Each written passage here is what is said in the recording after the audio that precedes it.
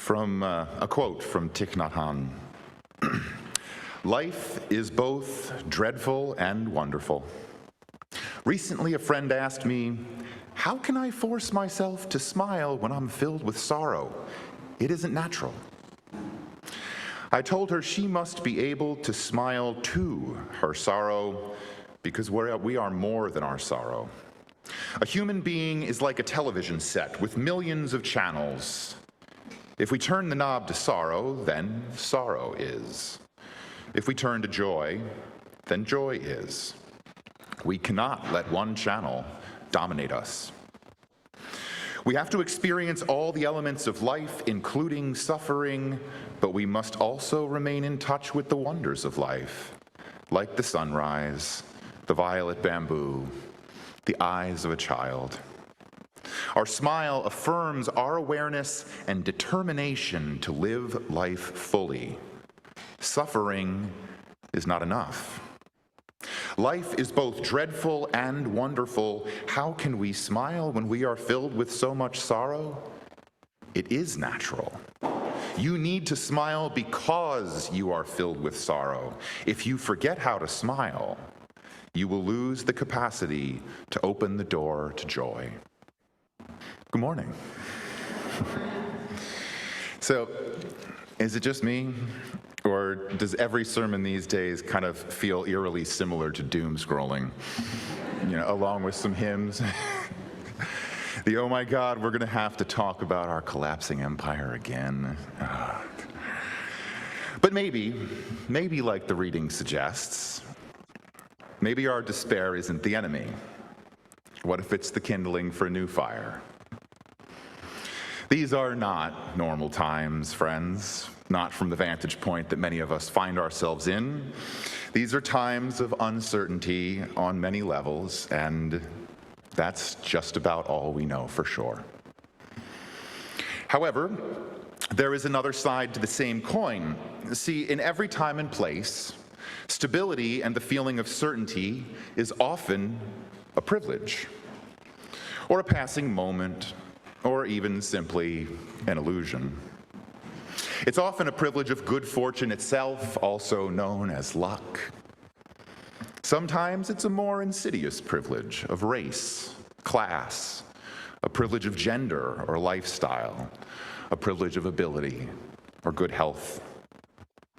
So today, I want to visit the wisdom of those for whom this uncertainty is actually normal. We have a lot to learn from such folks, even if, like many of us feel, we need to be dragged kicking and screaming.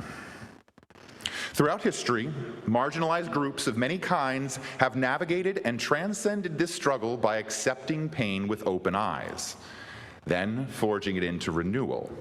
Through protests, parties, ceremonies, songs, strikes, rituals, and stubborn solidarity, which does not always turn out for the best. As Rumi puts it, the wound is the place where the light enters you. We are coming to the end of Pride Month. So in that spirit, let me tell you a story about a hot summer night in 1969. A night when uncertainty was a brick in someone's hand.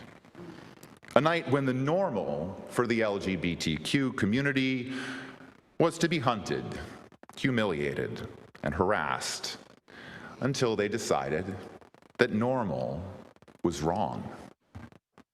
The Stonewall Inn was one of the few places where gay, lesbian, trans folks and drag queens could gather. But even there, they weren't safe. Police raids were routine. Lights flashing, names published in papers because they were dancing with the wrong person, wearing the wrong clothes, existing in a world that said they shouldn't. You might say, when it comes to the world around us, some things never change. But on June 28th of that year, something did change. When the cops stormed in that night, they didn't find resignation. They found a black drag queen named Marsha P. Johnson, throwing a shot glass into a mirror, a shot glass heard round the world, as it's come to be called. They found Sylvia Rivera, a Latina trans woman, hurling a heel at an officer. They found street kids and bar regulars linked in arms, singing "We Shall Overcome," however off-key, turning a raid into a riot. For 6 days, they fought back with bricks and, just as importantly, with laughter. Those beautifully chaotic nights didn't end with ashes. Rather, they ignited a torch that we are carrying with them even now. Pride, from its very birth, was never just a celebration. It was also a day of mourning for friends lost to hate, AIDS, an unjust system. And it was the rise of a movement that refused to die, no matter how hard normal continues to try. It was a middle finger to despair, wrapped in sequins and solidarity. Beloved friends, this monumental event is a perfect example of what it looks like to know the depth of the wound and let the light in, nonetheless, or even because of this. Those rebels didn't wait for the world to grant them certainty. God knows they'd still be waiting. They built a new normal, one where pain and joy weren't opposites, but rather a dance, where justice wasn't some distant hope for one day, but rather a rhythm of up and down that we all could learn to choose to move to. We have work to do, beloveds. As Maya Angelou, an activist and artist who also knows how to see through the illusions of privilege, wrote, "You may not control all the events that happen to you, but you can decide not to be reduced by them. Try to be a rainbow in someone's cloud. Make every effort to change things you do not like. If you cannot make a change, change the way you've been thinking. You might find a new solution."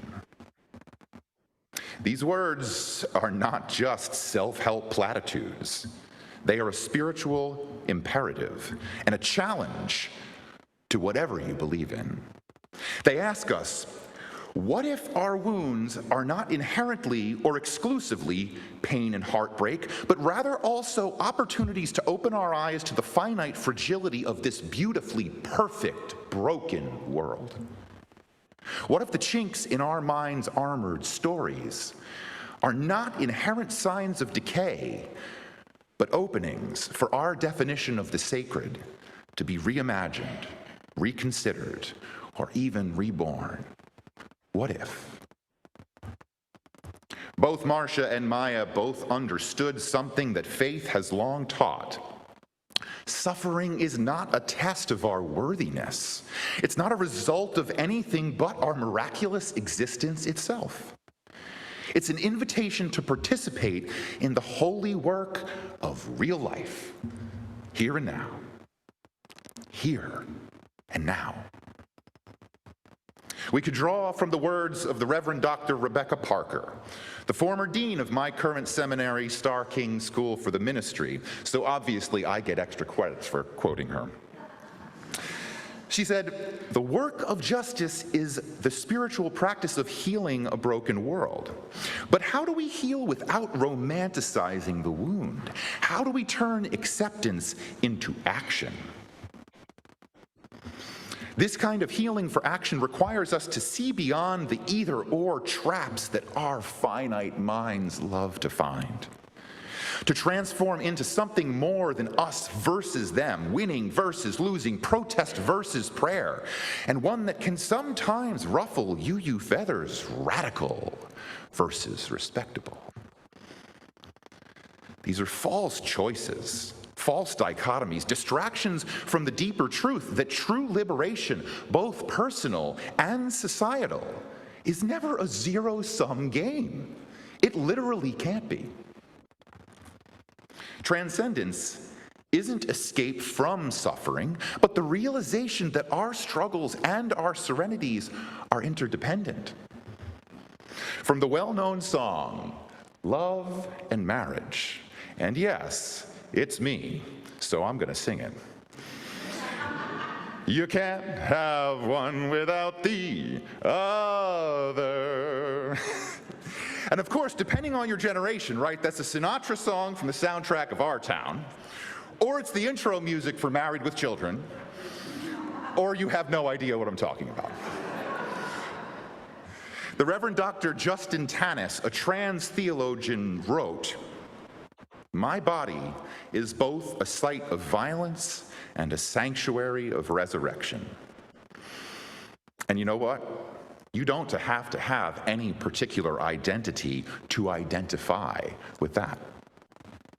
Queerness, even the reclamation of that term, which might still make some among us uncomfortable, that in and of itself is a transcendence of binary categories, not by erasing difference, but by embracing and celebrating these lines, these versions of normal which cannot ultimately be concretely defined.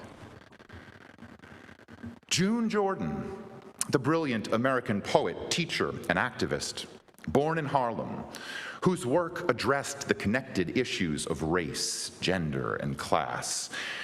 She wrote, "We are the ones we've been waiting for.